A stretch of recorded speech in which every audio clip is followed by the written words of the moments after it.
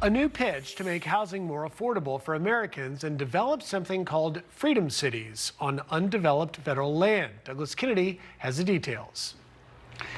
Yeah, Griff, developing our national parks would certainly be controversial, but it's exactly what some want to do out west. So your housing prices have doubled in the past 10 years. Median houses now going for $500,000. That's right, and incomes haven't kept pace. That dynamic is pricing ordinary folks out of St. George.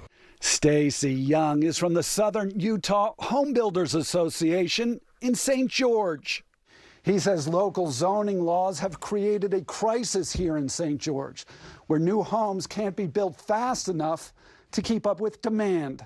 So you're most concerned with rules that require large lots for new construction.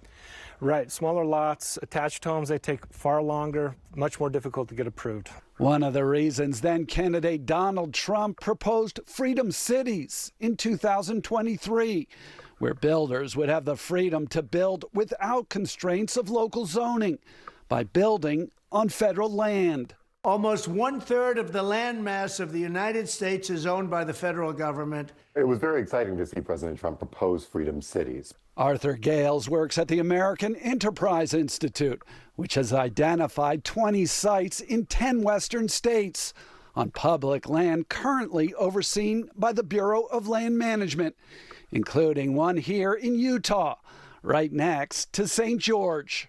At a minimum, these new freedom cities should be not making onerous restrictions on the lot sizes of new single-family homes. That's just a bad idea. Steve Block is from the Southern Utah Wilderness Alliance, and he says zoning laws are there for a reason, and public land should be public. It's the places we hunt and fish and recreate with our families. The Freedom City idea would take that away and privatize those lands. So you have environmentalists saying zoning has a purpose, and we should not be developing on public lands. What do you say? I say that zoning does have a purpose. I say it's also lost the plot and it's now stopping even really good projects from moving forward. He says something needs to change, and that may require building on national land. Back to you, Griff.